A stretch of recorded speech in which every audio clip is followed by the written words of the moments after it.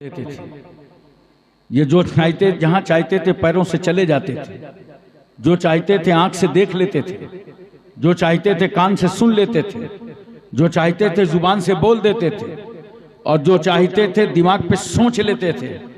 मगर आज इन 10 तारों को पाबंद कर दिया गया और इन 10 तारों को बांध दिया गया है कि बच्चों अब हाथ से वो मत पकड़ना जिससे इस्लाम ने रोका है, पैर से वहां मत जाना जिस पर शरीयत ने पाबंदी लगाई है, आंखों से वो मत देखना जिसे अल्लाह रसूल ने पसंद नहीं किया, जुबान से वो मत बोलना जो नापसंद हो। गोया अब तुझे सारा काम अपनी तबीयत से नहीं करना, मुस्तफा की शरीयत से करना है। मोहतरम हजरात, इन तलबा से मैं कहना चाहता हूं, अब तक आपको आपके गांव वाले, घर वाले, इलाके वाले तालिब इल्म समझते थे, लेकिन आप में से आज कोई मुफ्ती हो गया, कोई नायबे रसूल बन गया, कोई हाफिजे कुरान बन गया, कोई कारिये कुरान बन गया। अब आपका उठना बैठना जब ये कौम देखेगी ना तो आप में इस्लाम ढूंढेगी और ये तस्वूर करेंगे जैसे आप उठते बैठते चलते फिरते सोते जागते बोलते समझते तिजारत करते हैं ना, लोग आप में इस्लाम ढूंढेंगे। लिहाजा अब शरीयत के खिलाफ ना काम करना, अब शरीयत के खिलाफ कदम मत उठाना, वरना तुम्हारे फिसलने से ये कौम फिसल सकती है। क्योंकि आज से तुम नायबे रसूल हो गए हो। अहद करके जाओ अपने पीरो मुर्शिद के हाथों पर कि इंशाअल्लाह हम आलिम बाअमल बन करके जा रहे हैं। हजरात, इस वक्त मुल्क के हालात कितने बुरे हैं। पढ़े लिखे लोग बैठे हैं और खूब समझदार हैं, ये हमारे उलमा भी समझते हैं। खास तौर से मैं कहना चाहता हूं, एक माहौल रचा जा रहा है इस मुल्क में, मेरी समझने की बात कोशिश कीजिएगा।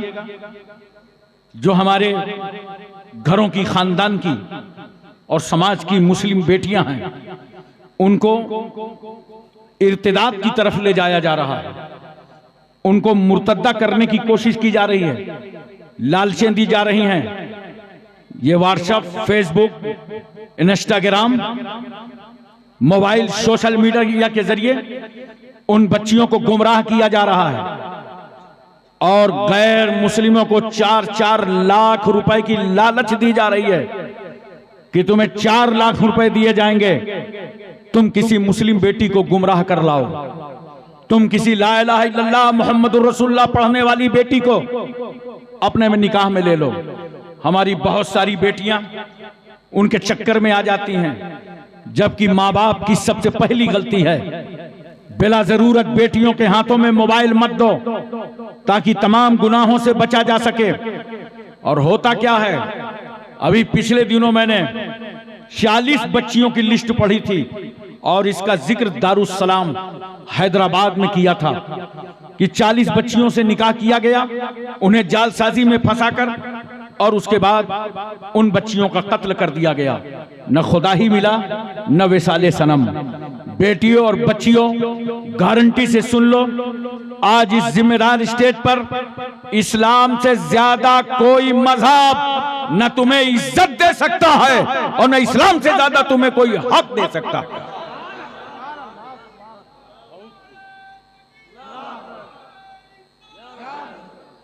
मैं बताऊंगा आज अपनी तकरीर में कहां कहां हुकूक तुम्हें इस्लाम ने दिए हैं और कितनी इज्जतों से तुम्हें नवाजा है। तारीख का सिर्फ एक दरवाजा खटखटाने जा रहा हूं कि पैगंबर इस्लाम सल्लल्लाहु अलैहि वसल्लम की आमद से पहले इस पूरी दुनिया में भरे समाज में औरतों के साथ कौन सा व्यवहार हो रहा था और आज मुस्लिम बेटियों के साथ कौन सा व्यवहार करने की नापाक कोशिश की जा रही है।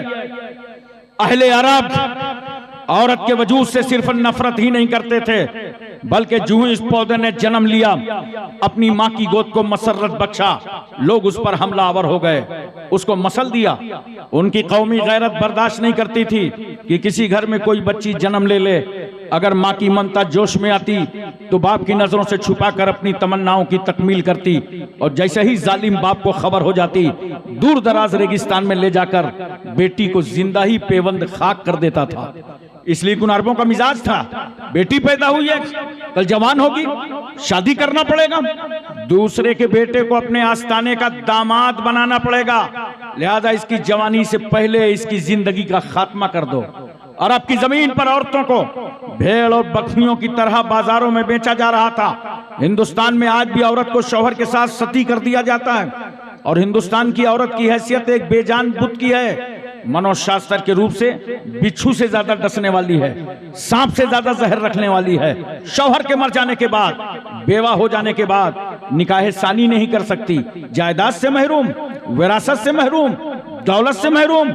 रूसियों के यहाँ तो मसल मशहूर है कि 10 औरतों में एक रूह होती है। अतालियों का कहना है, घोड़ा अच्छा हो या बुरा उसको महमीज की जरूरत है, औरत अच्छी हो या बुरी उसको मार की जरूरत है। स्पेनियों की शोहरा आफाक तहजीब में औरत पालतू बिल्ली से ज्यादा मकाम हासिल न कर सकी। ईरान का हाल चाल यही रहा।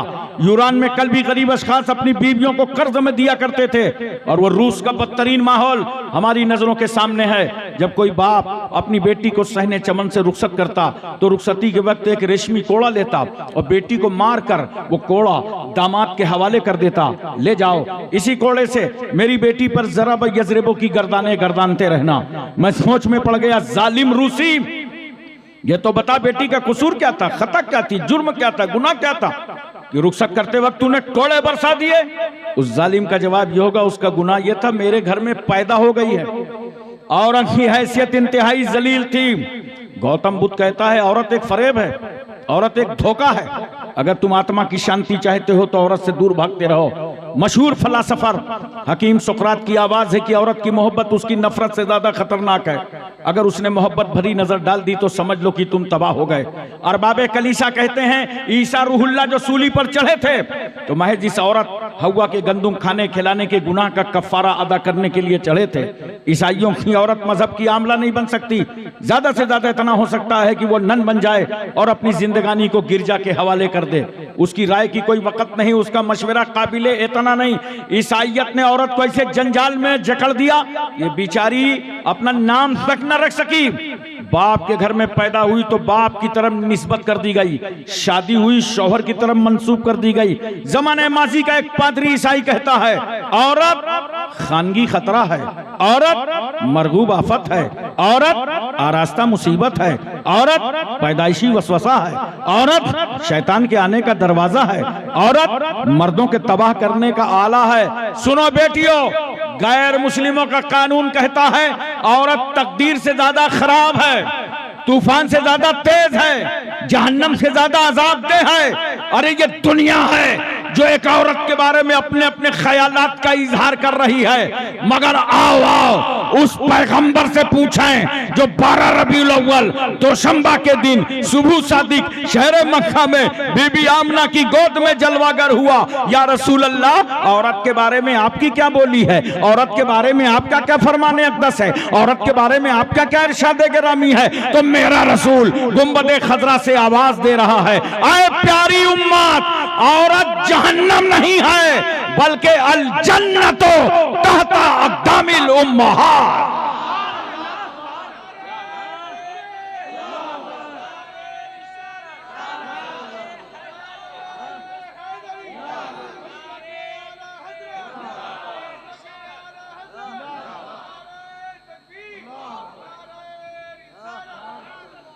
दुनिया ने कहा था औरत जहन्नम है, मगर बेटियों जिस पैगंबर का तुम कलमा पढ़ती हो वो नबी क्या कह रहा है, अगर ये औरत मां बन जाए तो इसके कदमों के नीचे जन्नत है। मां के कदमों के नीचे, जोर से बोलो, मेरी तकरीर का असर उल्टा ना ले लीजिएगा कि अच्छा बता दिया कि मां के कदमों के नीचे जन्नत है। अब मां को ऊपर एक मकाम पे बांध दो और सोचो यह है भारत, यहाँ यात्रा बहुत होती है, कोई रथ यात्रा, कोई एकता यात्रा, कोई राम रहीम यात्रा। माँ ऊपर बंदी है, नीचे से पद यात्रा हो रही है। और बोलो जन्नत से आ रहे हैं, जन्नत में जा रहे हैं। माँ के कदमों में जन्नत है। मैं चैलेंज करता हूं, माँ का ये मकाम, मनसब, इज्जत, वकार, आबरू, तकद्दुस क्या अमेरिका ने बढ़ाया है? बोलो, क्या अफ्रीका ने बढ़ाया है? एशिया, मलेशिया, इंडोनेशिया, सऊदिया, Libya, Cambodia, Korea, Mongolia, Maldives, Bhutan, Singapore, Burma, Barauni, Vietnam, हस्पानिया, Romania, Bulgaria, Czechoslovakia, Yugoslavia, Tanzania, England, Highland, Thailand, न्यूजीलैंड, आगलैंड, नागालैंड, गोरखालैंड ने बढ़ाया है। माँ के कदमों में जन्नत है। ये इंडिया की बोली नहीं है, ये तो हबीबे किबरिया की बोली है। जिस इस्लाम ने एक औरत को इज्जत दिया, सुन लो बेटियों, बहनों, माओ, उस इस्लाम के ताल्लुक से कुरान कहता है इन्न दीन इंदल्लाहिल इस्लाम, बेशक दीन अल्लाह के यहां इस्लाम ही है। इस्लाम ने औरत को रहमत बनाया, बरकत बनाया, नेमत बनाया, और इस्लाम तो खुद ही रहमत बनकर आया है। इस्लाम बरकत बनकर आया है। इस्लाम इंसानियत का दीन है, मानवता का दीन है, बशरियत का दीन है, इखलास का दीन है, अखलाक का दीन है, भाईचारा का दीन है, मसावत का दीन है, अहिंसा का दीन है। ये इस्लाम ही का अखलाक था जिसने अबू बकर को सिद्दीक अकबर बना दिया, उमर को फारूक आजम बना दिया, उस्मान को जामिल कुरान बना दिया, अली को शेरे खुदा बना दिया। जो ये कहते हैं इस्लाम तलवार से फैला है, मैं तवज्जो चाहता हूं, ज़हन हाजिर है ना? इन जलसों का फायदा यही होता है, उलमा के बयान सुना करो, कुछ इल्म हासिल किया करो, वरना बाजार में कोई आपसे पूछ ले कि इस्लाम तो तलवार से फैला है, तो आप कहेंगे ठहरिए, मौलाना अब्दुल रहीम साहब मिसबाही मिलेंगे, मौलाना रफीक साहब मिलेंगे, मौलाना गुलाम मुस्तफ़ा साहब मिलेंगे, कलीमी साहब मिलेंगे, मिसबाही साहब मिलेंगे, इनसे पूछ के बताएंगे। नहीं मुसलमानों, इतना इल्म रखो कि दुश्मन सवाल करता जाए तुम जवाब देते चले जाओ। इस्लाम तलवार से नहीं फैला, वरना मुझे जवाब दो। जिस वक्त उमर इब्ने खत्ताब ने दारे अरकम में आकर मुस्तफा के कदमों पे कलमा पढ़ा था, तो तलवार किसके हाथ में थी? अरे बोलो ना, उमर के हाथ। अच्छा, ऐसे ही नहीं आए थे उमर, बड़ी प्लानिंग के साथ आए थे। मक्के में इस्लाम फैल रहा था, सरकार सल्लल्लाहु अलैहि वसल्लम इस्लाम की तबलीग कर रहे थे। आहिस्ता आहिस्ता इस्लाम बढ़ते बढ़ते तकरीबन 39 मुसलमान हो गए। तो अरबों के यहाँ एक माहौल था, अगर किसी जमात में 40 आदमी हो जाए तो उस बॉडी का रजिस्ट्रेशन हो जाता था, रजिस्टर्ड बॉडी।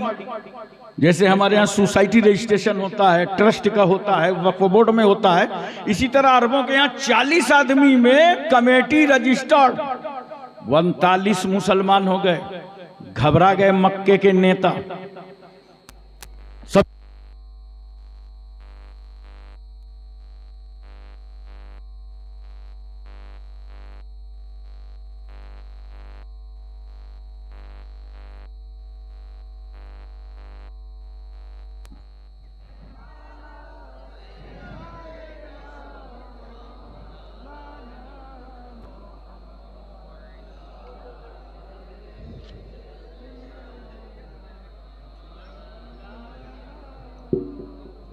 सल्लल्लाहु अलैहि नबील उम्मी।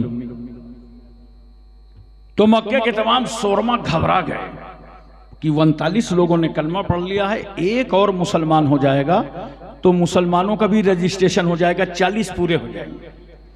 इसके लिए काबे शरीफ में मीटिंग रखा, बड़े बड़े नेता जमा हुए, अबू जहल जैसे भाजपाई सब आ गए, रोको इस्लाम, किसी को मुसलमान ना होने दो, कलमा ना पढ़ने दो। खुदा की रहमत मुस्कुरा रही है, मक्के वालों तुम्हें क्या हो गया? मेरे महबूब के खिलाफ मेरे ही घर में। उमर ने मारे गुस्से के तलवार न्याम से बाहर निकाला, कहा मक्के के शोरमाओ, मक्के के जिया लोग, मक्के के बहादुरों, हमारी तुम्हारी खामोशी का नतीजा 39 लोग दाखिले इस्लाम हो गए हैं। अब खत्ताब का बेटा किसी को मुसलमान न होने देगा। फिजाओं में तलवार लहराया उमर ने और चल पड़े रसूल सल्लल्लाहु अलैहि वसल्लम की तरफ और कह रहे हैं उमर अब हम किसी को मुसलमान ना होने देंगे। खुदा की रहमत मुस्कुरा पड़ी, उमर तुम किसी को मुसलमान नहीं होने दोगे? चलो चलो मेरे महबूब की बारगाह चलो, अब हम तुम्ही को मुसलमान करेंगे।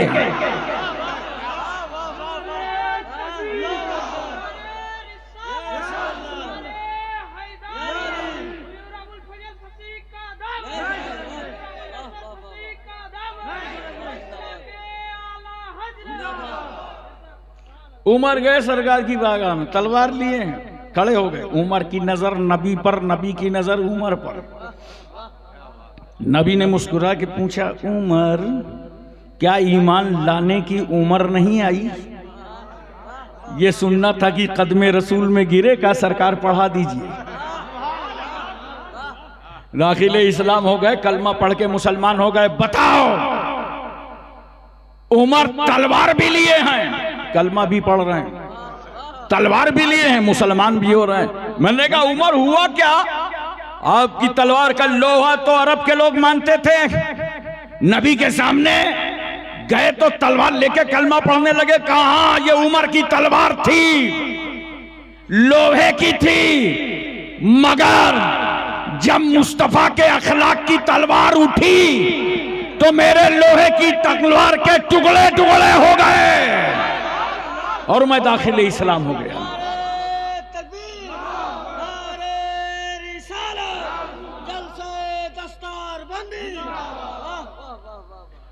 बेटियों इर्तिदाद का शिकार ना हो, अपने आप को संभालो, अपने मां बाप की इज्जत संभालो।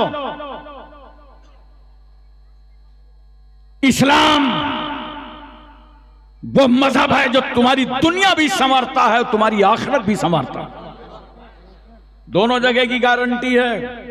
अच्छा एक बात और बताओ, ऐसा बेमिसाल पैगंबर,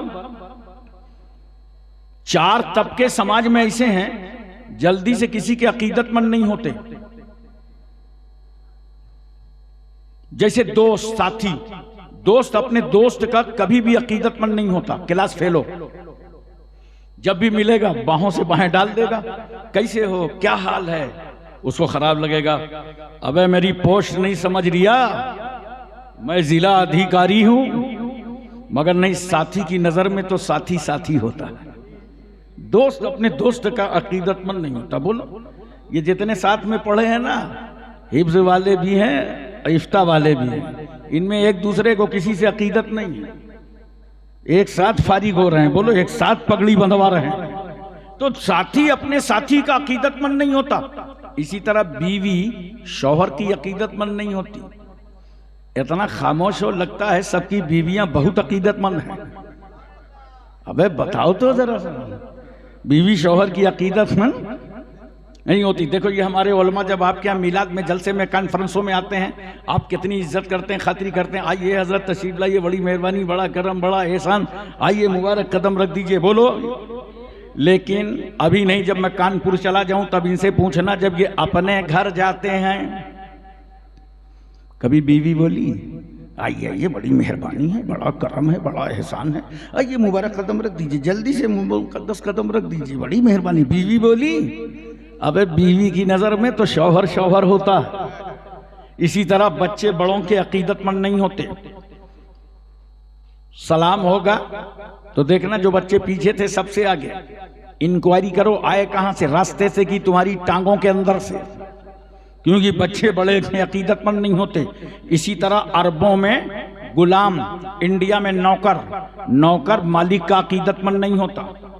इस चक्कर में कभी ना रहना, हाथ बांधे खड़ा है, यस सर, जी सर, हाँ सर, पूरे जवाहरे से ताजीम कर रहा है, लेकिन अंदर ही अंदर सोच रहा है 6 बज गया है, ये छोड़ेगा कब, क्योंकि नौकर मालिक का अकीदतमंद नहीं होता। नोट करो, लाओ मेरे पैगंबर की मिसाल। जमीन इधर से उधर हो सकती है, आसमान तबाही के लिए जबड़े खोल सकता है, मगर बेमिसाल पैगंबर का कोई जवाब नहीं ला सकता।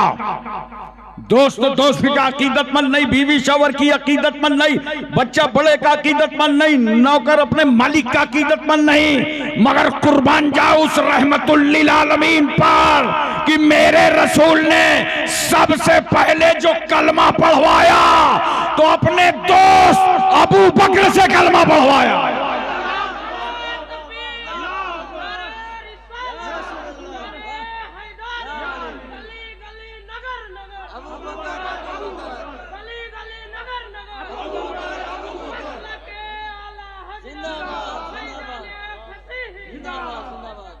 पैगंबर ने अपनी बीवी खदीजतुल कुबरा से कलमा पढ़वाया, रसूलुल्लाह ने मौला अली शेरे खुदा से पढ़वाया। कम उम्री का जमाना है, आला हजरत फाजिले बरेलवी लिखते हैं 8 साल से लेके 10 साल तक की उम्र है। पैगंबर ने पूछा, अली रात में खदीजा को देखा था, नमाज पढ़ते देखा था। हाँ या रसूल अल्लाह, ये हाथ का उठाना, हाथ का बांधना, हाथ का खोलना, पेशानी जमीन पर रख देना, पैगंबर ये कौन सा तरीका है? नबी फरमाते हैं, सुनो अली, जिस खुदा ने मुझे नबी बनाया है ये उसकी इबादत का तरीका है। का सरकार पढ़ा दीजिए। ज़ैद इब्ने हारिसा गुलाम है, पढ़ते हैं अशहदु अल्ला इलाहा इल्लल्लाह व अशहदु अन्ना मुहम्मदन अब्दुहु व रसूलुहु। पता चला दुनिया में जो किसी का गुलाम नहीं है वो भी रहमतुल लिल आलमीन का गुलाम है। ये है इस्लाम, ऐसे फैला है इस्लाम। और एक बात और सुन लीजिए बहुत प्यार के साथ, बेटियों बहनों, औरतें कई तरीके की होती हैं।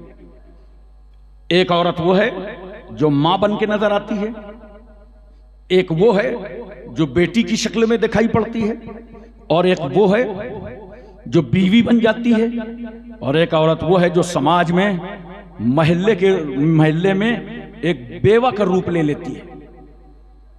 आओ इस्लाम का एहसान देखो बेटियों, तुम्हें इन तीनों जगह से गुजरना पड़ सकता है, लेकिन इस्लाम का एहसान देखो, जब जब औरत ने लिबास बदला तब तब इस्लाम ने कहने का अंदाज बदला। तवज्जो कीजिए जरा सा, जब बेवा की सूरत में यह औरत नजर आई तो बेवा नजरों के सामने 40 साल खदीजतुल कुबरा, और मेरे आका सल्लल्लाहु अलैहि वसल्लम की उम्र कितनी है? 25 साल की। 25 साल का पैगंबर, 40 साल बेवा खदीजतुल कुबरा, उम्र 40 साल प्लस बेवा। मक्के का पूरा समाज बेवा को बेइज्जत कर रहा था। अगर बेवा कोई नजर आती ना तो लोग बिजनेस नहीं करते, कारोबार नहीं करते, वापस हो जाते और कहते कि आज एक बेवा की शक्ल देख लिया है, कोई फायदा ना होगा। इतना रुलाया गया था बेवा को, इतना तड़पाया गया था, इतना तरसाया गया था। बेटियों मैं तुमसे पूछता हूं, तुम्हें बताता हूं, इस्लाम है ये इस्लाम कि तुम्हें बेवा होने के बाद भी इज्जतों से नवाजता है। और सुनो, एक बार रूह निकल जाए तो मौत, लेकिन अगर किसी के एहसास को ललकारा जाए तो हर सेकंड में मौत। अरबों के यहां माहौल था कि ये औरत बेवा हो गई है, 4 दीवारी के अंदर कैद कर दो। अब कितना रोई वो औरत। बाजू में सहेली की बारात आई है, शहनाई बज रही है, हाथों में मेहंदी लगी है, बेवा का कलेजा फट रहा है, मंसूबे खाक में मिल रहे हैं, इरादे पामाल हो रहे हैं। ए अल्लाह, मेरे शौहर का इंतकाल हो गया तो मेरा कसूर क्या था? अब मैं किसी के घर की दुल्हन नहीं बन सकती। ये समाज तड़पा रहा था एक बेवा को। खड़े हो गए 25 साल के पैगंबर और 40 साल की बेवा खदीजतुल कुबरा को अपने निकाह में लेके पूरी दुनिया को बता दिया कि जिस बेवा को तुमने अभागन समझा था, मुस्तफा ने उसे सुहागन बना दिया। एक बेवा को कोई धर्म इतनी इज्जत देने को तैयार है? बोलो। मैं तवज्जो चाहता हूं, सरकार सल्लल्लाहु अलैहि वसल्लम की अज़वाजे मुतहरात में हजरत खदीजतुल कुबरा, हजरत आयशा सिद्दीका, हजरत सौदा, हजरत उम्मे सलमा, उम्मे हबीबा, हफ्सा, ज़ैनब बिन्त खजीमा, हजरत मैमूना, हजरत जुवैरिया, हजरत सफिया। नोट करो। और बेटियों और बहनों, इस्लाम समझो, रसूलुल्लाह ने बेवा से निकाह इसलिए किया ताकि मेरी उम्मत के लिए तमाम बेवा औरतों से निकाह करना सुन्नते रसूल बन जाए। और मेरे पैगंबर ने तलाक शुदा से निकाह किया। तलाकशुदा से निकाह किया ताकि मेरी उम्मत का कोई फर्द जब तलाकशुदा से निकाह कर रहा हो तो मायूस ना हो, बल्कि ये समझे कि सुन्नत रसूल अदा हो रही है।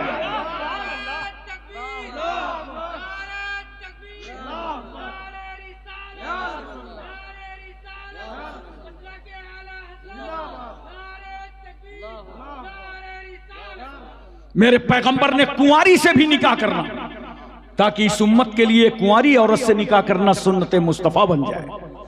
और देखो जरा सा क्या दीन है। इस्लाम ने कभी तुम्हें नौकर नहीं समझा बेटियों और बहनों, घर की मालिका समझा है इस्लाम ने। इसलिए तो सहाबा ने पूछा था हजरत आयशा सिद्दीका रज़ियल्लाहु ताला अन्हा से कि ये बताइए कि सरकार सल्लल्लाहु अलैहि वसल्लम जब घर के अंदर रहते हैं तो आका सल्लल्लाहु अलैहि वसल्लम की मसरूफियत क्या रहती है, घर के अंदर मुस्तफ़ा जान रहमत सल्लल्लाहु अलैहि वसल्लम क्या करते हैं। हजरत आयशा कहती हैं मेरे साथ रोटी पकाने में हिस्सा ले लेते हैं। अल्लाह अकबर, घरेलू काम में पैगंबर हिस्सा लेते हैं। अच्छा एक बात बताओ खलतीपुर वालों, घरेलू काम में हिस्सा तो तुम भी लेते हो। अबे लेते हो कि नहीं लेते हो, सही से बताओ। लेते हो नहीं, न लेते जाओ वहीं घरी में कूटे जाओ, खूब हिस्सा लेते हो कायदे से। लेकिन मैं एक रास्ता बता दूं, बीवी के दबाव में हिस्सा लोगे तो उजरत क्या मिलेगी, सिर्फ बीवी खुश हो जाएगी। लेकिन अगर यही अमल सुन्नते रसूल समझ के करोगे तो जानते हो अल्लाह इसका सवाब भी अता फरमाएगा और तेरी बीवी भी खुश हो जाएगी। और ये अमल तेरा गुलामी नहीं कहलाएगा, ये मुस्तफा की सुन्नत कहलाएगा।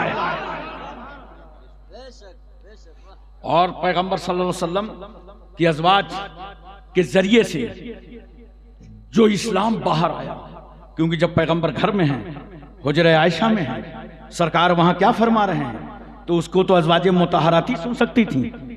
कितने प्यार से बेटियों तुम भी हदीसें याद किया करो, कुरान की आयतें याद किया करो, दीन की तालीम लिया करो। मालूम है कितनी हदीसें हजरत सौदा ने रिवायत फरमाई हैं? 5 हदीसें हजरत सौदा ने रिवायत फरमाई।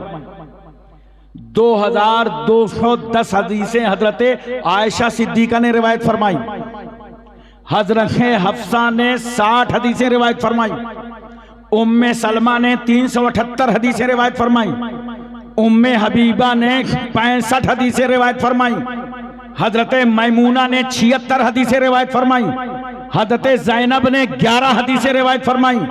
हजरत जुवैरिया ने 7 हदीसें रिवायत फरमाई और हजरत सफिया ने 10 हदीसें रिवायत फरमाई। सहाबाए किराम तो हजरत आयशा सिद्दीका रज़ियल्लाहु ताला अन्हा से इस्तिफादा किया करते थे। तवज्जो कीजिए जरा सा बेटियों बहनों, दूसरे की तरफ मुंह मत लगाओ, न तुम्हें दुनिया अच्छी बन सकती है न आखिरत। इस्लाम ही ऐसा मजहब है कि तेरी दुनिया भी बेहतर कर रहा है और आखिरत भी बेहतर कर रहा है। इसलिए एक बात सुन लो मोहब्बत के साथ और बड़े प्यार के साथ। देखो यही औरत बेवा बनती है, आपने देखा बेवा को, लेकिन मैं आपसे एक बात पूछना चाहता हूं, मोहब्बत के साथ बताओ, प्यार के साथ बताओ। इस्लाम ने तो ये तस्वूर दिया है, लेकिन आज हमको और आपको अगर निकाह करना हो बेटी का और घर में कोई बेटी जवान हो, उस बाप से पूछो जो दिन भर की ठोकरें खाने के बाद घर आता है और जवान बेटी का चेहरा देखा, आंखों में आंसू तैर गए, ए अल्लाह ये मेरे घर की इज्जत और आबरू है, इज्जत का रिश्ता अता फरमा। माँ रो रही है, बाप रो रहा है, खानदान रो रहा है, बेचैन और बेकरार। अब कहीं अगर रिश्ता मिल भी गया और पैगाम लेके गए, यहां पे नौजवानों मैं तुम्हारे हिदायत के लिए कह रहा हूं, अपने आप को बदलो, अपने समाज की बेटियों को अपने निकाह में अपनाओ। तुम्हारे घर कोई पैगाम लेके जाता है तो कहते हो बीवी बाद में आएगी, टीवी पहले जाएगी, हमको फ्रिज चाहिए, हमको मोटरसाइकिल चाहिए। देहात वाले कहते हैं हमको ट्रैक्टर चाहिए। और कुछ जगह हिंदुस्तान में ऐसी हैं जहां लोग बोलते हैं हमको बिल्कुल नकद चाहिए। वो तो जामे मस्जिद दिल्ली के गेट पर एक फकीर भीख मांग रहा था, एक साहब ने देखा चांदनी चौक में टहल रहा है, कहा बाबा जामे मस्जिद का गेट तो बड़ा अच्छा गेट था। यहाँ तो बड़ा माल, अमेरिका का डॉलर, सऊदिया का रियाल, कुवैत का दिनार, बंगाल का टका, भारत का रुपया सब मिलता था। इसको कैसे छोड़ा? क्या क्या बताऊं। एक जवान बेटी थी, शादी करना था, दामाद जहेज बहुत मांग रहा था, तो मैंने मजबूरन अपनी भीख मांगने वाली जगह अपने दामाद को दे दिया है। अब वहां मेरा दामाद बैठता है, मैं घूम फिर के अपना काम चला लेता हूं। नौजवानों, मैं सिर्फ तुमसे इतना पूछना चाहता हूं, मुझे बताओ, क्या भीख मांगने के लिए एक मजबूर बेटी ही का घर मिला था? अरे ये खैरात के टुकड़े लेने के लिए एक बेसहारा बेटी मिली थी। नादान, भीख ही लेना था तो अलाउल हक पंडवी की मजार पे क्यों नहीं गया? भीख लेना था तो सादुल्ला पीर, पीराना पीर के आस्थाने क्यों नहीं गया?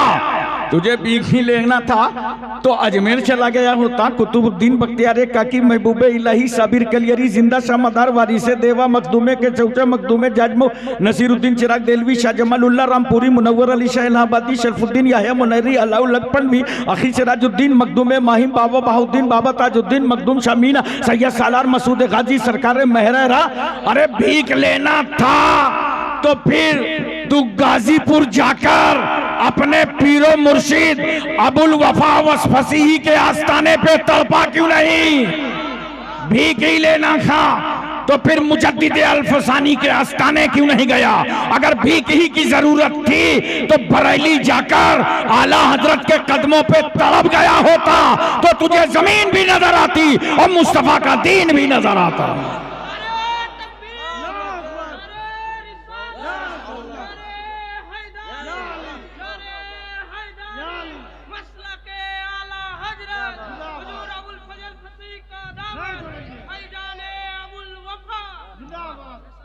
मोहतरम सामईन किराम, आज मैं अपनी बेटियों को इतनी अजीम कॉन्फ्रेंस के जरिए समझाना चाहता हूं, और ये मेरा पैगाम ये यूट्यूबर हजरात जितने हैं ये गली कूचे तक पहुंचा देंगे।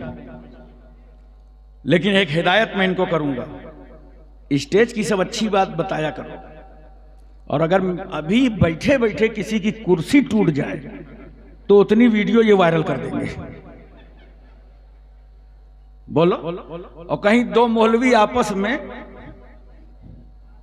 लड़ जाएं तो हंगामा मचा देंगे। अभी 2 मिनट में देखो, वायरल की नीयत से काम न करो, तबलीग की नीयत से करो। ये दीन की बातें हम दूर तक फैलाते रहेंगे, और इसमें कोई फितना और फसाद होगा तो उसे हटा देंगे। हम सिर्फ वो बातें आगे तक ले जाएंगे जिससे मजहब इस्लाम का फायदा होगा और इस्लाम तरक्की करेगा, तो इसमें आपको सवाब भी मिलेगा।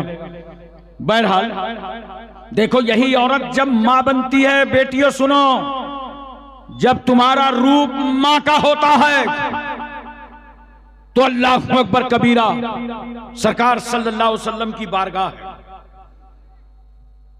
सहाबी रसूल हजरत अबू तुफैल मौजूद हैं।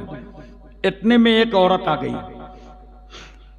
तो अल्लाह के रसूल सल्लल्लाहु अलैहि वसल्लम ने अपनी चादर मुबारक बिछा दिया। वो औरत चादर रसूल पर बैठकर प्यारे रसूल से प्यारी प्यारी बातें करने लगी।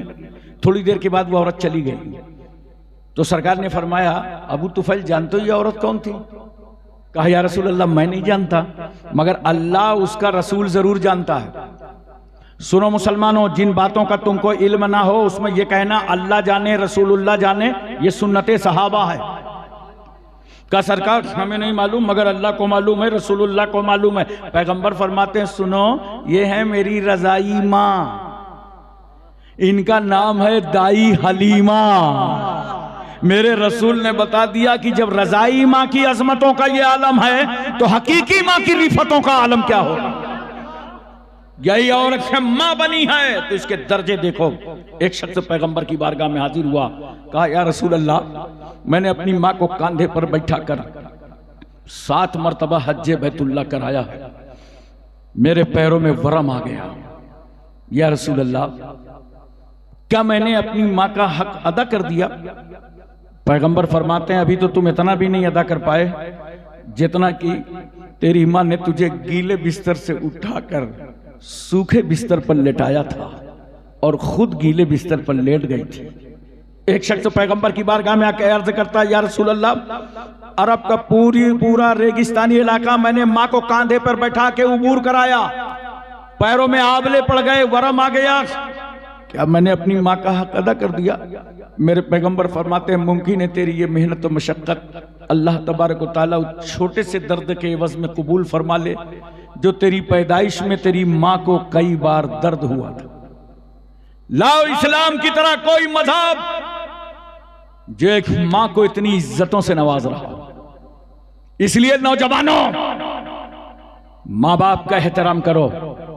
नौजवान बेटे हो या बेटियां, माँ की इज्जत करो। जो बेटे के रोने पर रोए वो माँ, जो बेटे के सोने पर सोए वो माँ। नींद की मिठास में गुम हो, बच्चा तड़प जाए तो मां नींद को झटक दे।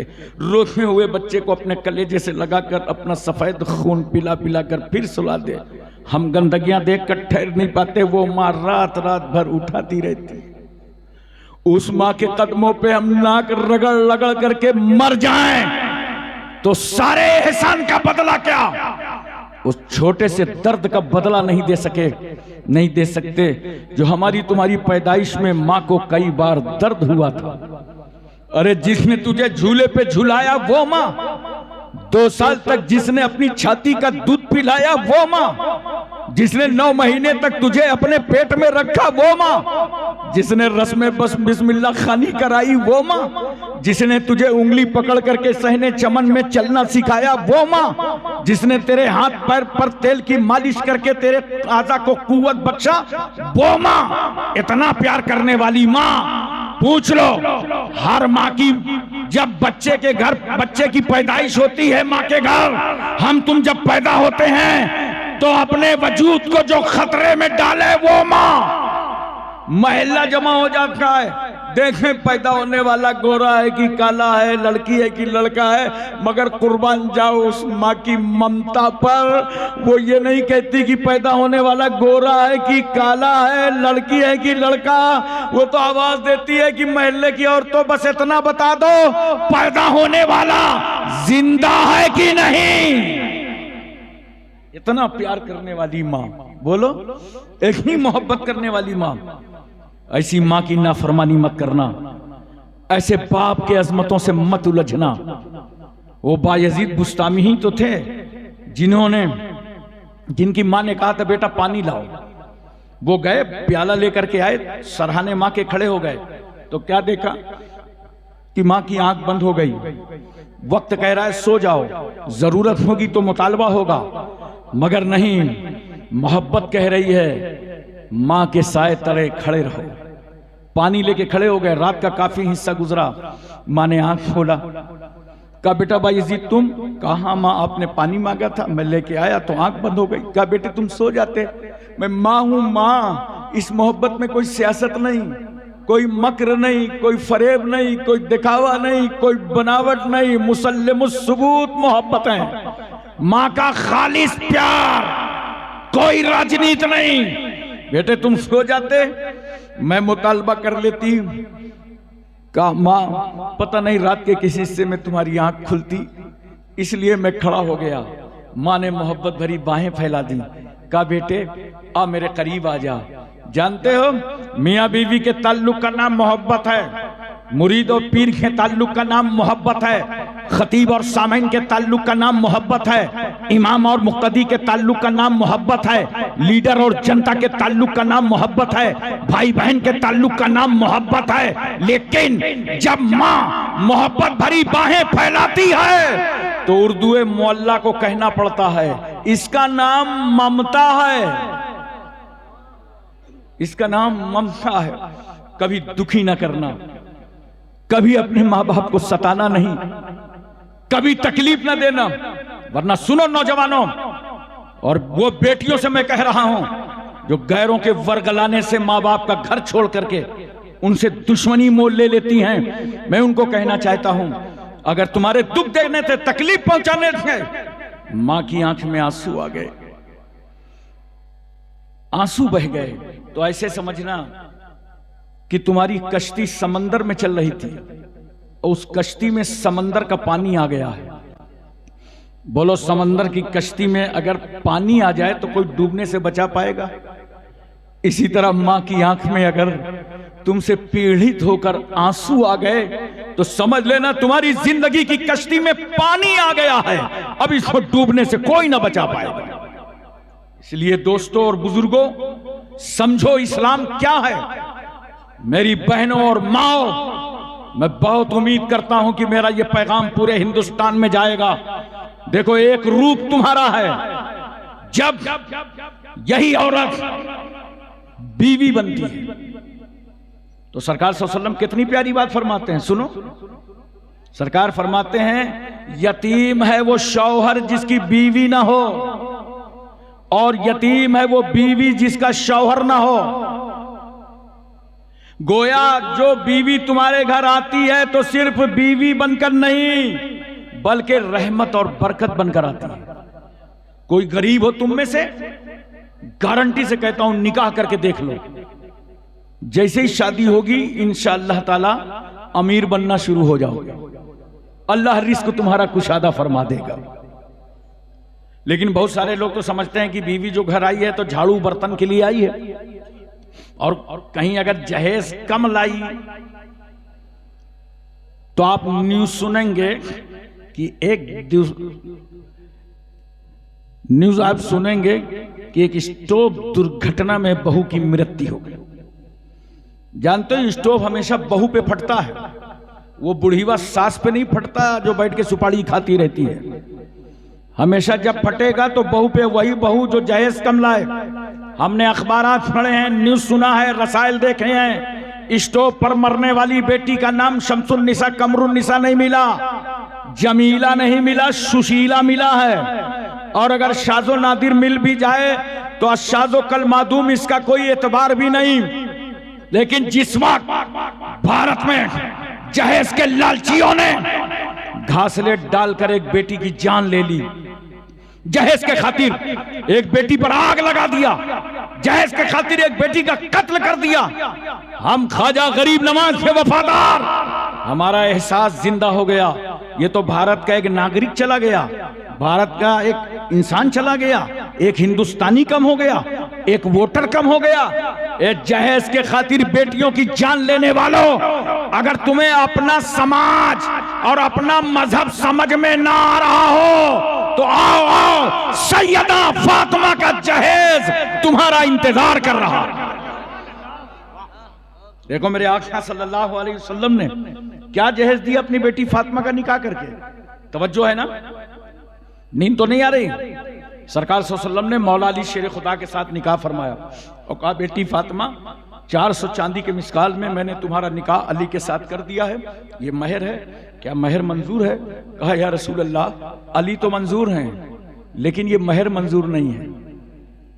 इतने में जिब्रील चले आ रहे हैं, मकीने सिदरतुल मुंतहा, आके कहते हैं, या रसूल अल्लाह, अल्लाह ने फातिमा का महर जन्नत और उसकी नेमतों को बना दिया है। सरकार फरमा रहे हैं, बेटी क्या ये महर मंजूर है?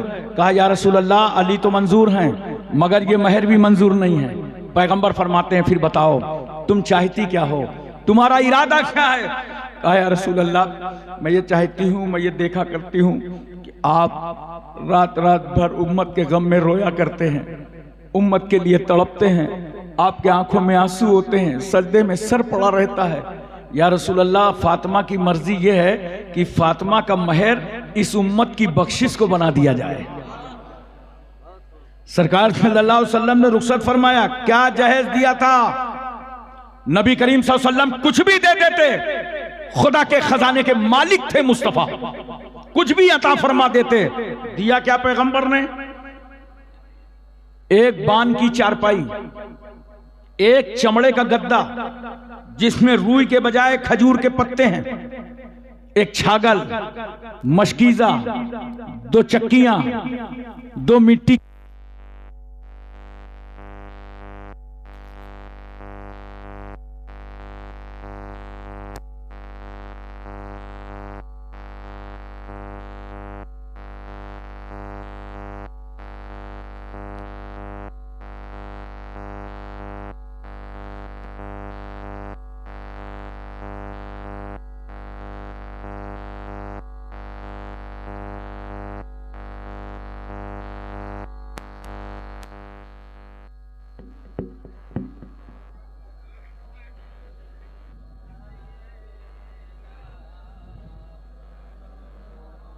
हजरात तवज्जो कीजिए, ये मुख्तसर सा जहर सरकार सल्लल्लाहु अलैहि वसल्लम ने इसलिए दिया ताकि मेरी उम्मत की किसी बेटी की आंखों में आंसू न बहने पाए, किसी बेटी का बाप रोने न पाए।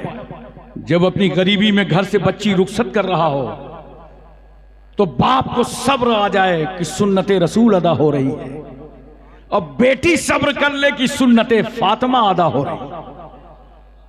इसलिए बेटियों, जानते हो बेटियों का क्या दर्जा और मर्तबा इस्लाम ने बताया है? वो बहुत बदनसीब होगी बेटी जो अय्याशी और आवारागर्दी के लिए इस्लाम का दामन छोड़ेगी, मुर्तद्दा होगी। अरे सुन, अपने नसीबे पे नाज कर। मेरे सरकार फरमाते हैं कि जब किसी घर में कोई लड़का पैदा होता है तो एक रहमत लेके आता है, और जब लड़की पैदा होती है तो वो 10 रहमतें लेकर आता है। और सुनो लोगों, जब कोई सामान तुम अपने घर में लाया करो तो पहले अपनी बेटी को दिया करो।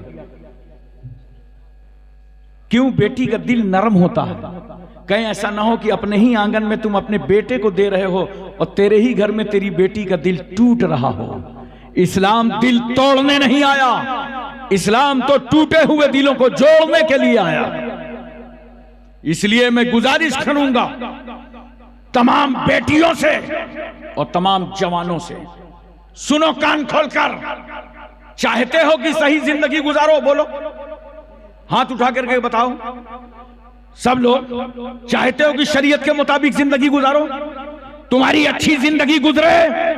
तो ऐ नौजवानों, ए मर्दों, तुम्हारा फर्ज यह है कि तुम मौला अली शेर खुदा के गुलाम बन जाओ।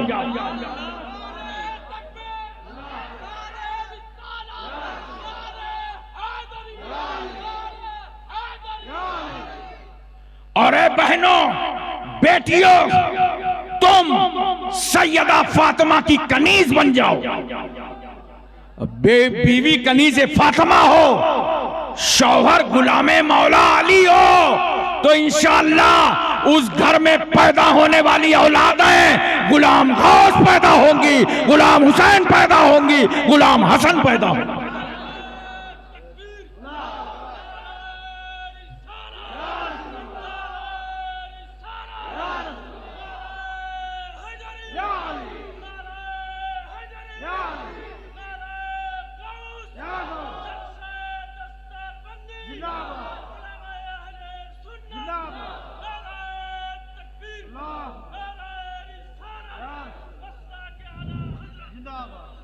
इन दीन इंदल्लाहिल इस्लाम, बेशक दीन अल्लाह के यहां इस्लाम है।